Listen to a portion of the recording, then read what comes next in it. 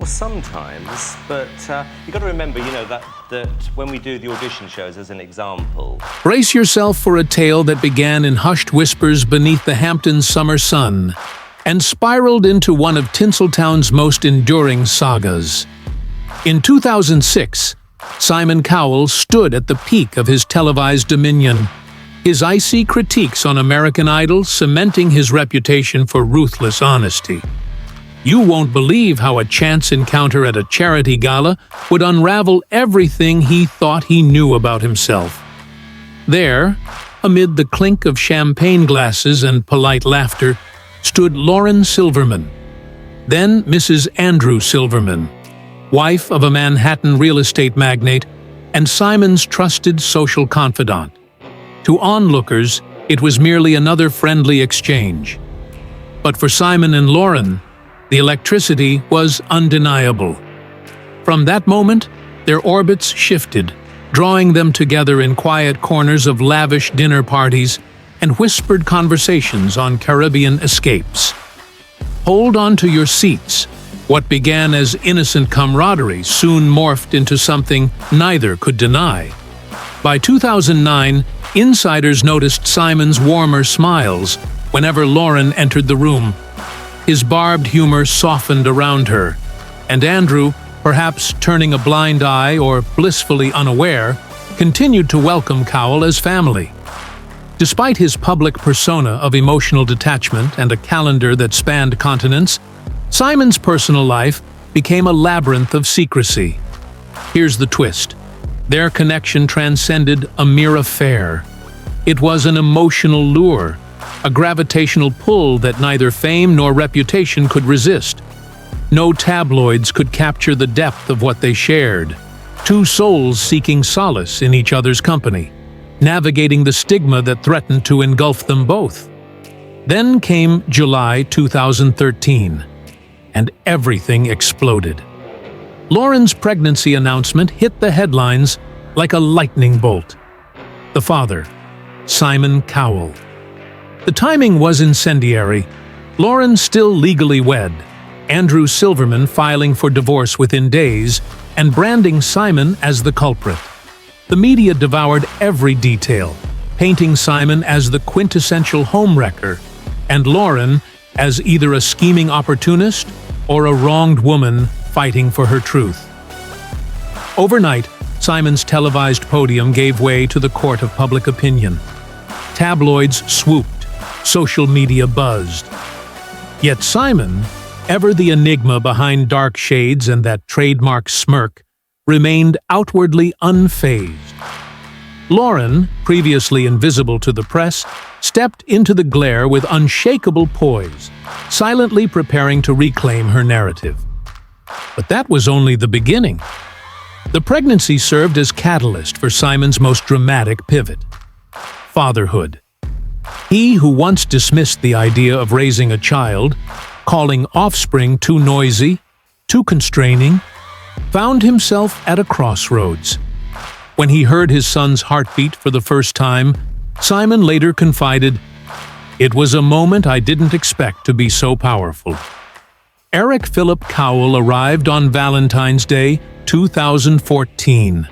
An almost poetic twist for a couple whose love had endured such public scorn. Despite years of jet-setting and busy productions, Simon was present for the birth, describing the experience as both overwhelming and grounding.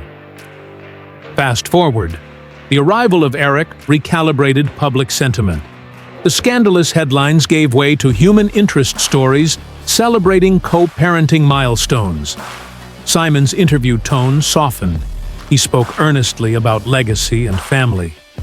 Meanwhile, Lauren, once dismissed as a tabloid caricature, emerged as a stabilizing force. By stepping into his world at red carpet events and private gatherings, she anchored Simon's restless spirit. They now shared residences in London, Los Angeles, and the Caribbean, a real estate portfolio rivaling European royalty. Brace yourself. Simon's property holdings include a refurbished Georgian manor in Oxfordshire, a sleek Miami beachfront condo, and a sprawling Malibu ranch. He's also invested in a luxury ski chalet in the Alps, valuing both privacy and extravagance. And it doesn't stop at bricks and mortar. Simon's garage boasts a fleet of exotic rides: a carbon fiber Lamborghini Aventador, a Rolls-Royce Wraith with bespoke interiors, and a vintage Aston Martin DB9, nodding to his love for classic British engineering. On his wrist, a Patek Philippe Nautilus that silently signals both status and refined taste. Lauren favors a diamond-encrusted Rolex day date, subtly flaunting her own penchant for horological artistry. But wait, there's more. In 2015, Simon acquired a Gulfstream G650 private jet, outfitted to jet-set his family wherever opportunity and sunshine beckoned. Inside, leather seats recline, and the cabin features a personalized entertainment system, proof that comfort and discretion can coexist at 30,000 feet. Simon's business ventures reflect an appetite for diversification. Beyond his television empire, he has co-founded a production company that scouts new musical talent and launched a perfume line under his name. He holds minority stakes in several startups, including an AI-driven music analytics platform. The timing of Lauren Silverman's confession couldn't have been more unexpected. Just as the public had started to let the whispers die down, she reignited the entire narrative with an emotional honesty that left people reeling. It was the kind of rare vulnerability that doesn't come from a PR strategy, but from exhaustion. For nearly a decade, she'd lived in the shadows of Simon Cowell's empire and the scandal that never truly left them. But with her voice came a wave of empathy and renewed questions. Was she ever really in control of the story? Or had she simply learned to live in the version others wrote for her? As the media digested Lauren's remarks, fans turned their attention back to Cowell. The man once dubbed the king of cruelty on talent shows now seems almost unrecognizable. After his accident in 2020, insiders say something in him changed. Less bravado, more reflection. His once icy exterior thawed into something warmer, especially around his son, Eric. But that transformation didn't come cheap. Simon's medical expenses, lifestyle adjustments, and evolving business model have reportedly impacted his net worth. Once valued at $600 million in the early 2010s, current projections place him closer to $500 million. A hefty sum, yes, but with less steady television dominance and more niche production endeavors, some analysts believe his financial growth has plateaued. Still, he remains a strategic thinker, diversifying into digital content and music ventures, quietly rebuilding his empire for the next generation. But Cowell isn't the only one in Hollywood experiencing a complex resurgence. Just days after Silverman's interview, a resurfaced report about Christina Applegate's ongoing health battle stunned fans yet again. Christina, who once brought laughter to millions through her roles in Married with Children and Dead to Me, now faces a drastically different life. Her recent appearance at an awards show in a wheelchair left audiences emotional yet inspired. She's shown fierce resilience in the face of adversity, refusing to hide her condition. And while her acting career has slowed, her influence has grown. Brands have approached her for advocacy deals, and her memoir is already sparking pre-sale buzz. Despite stepping back from Hollywood, Christina's net worth, estimated around $25 million, continues to climb through residuals and licensing deals. Her financial journey is a testament to the power of long-term career management in an unpredictable industry. Another name drawing quiet attention is Jonathan Taylor Thomas. The former teen idol, once the face of home improvement, has maintained one of the most private post-fame lives in Hollywood. While his choice to walk away from the spotlight puzzled many, recent sightings and legal filings suggest he's invested wisely.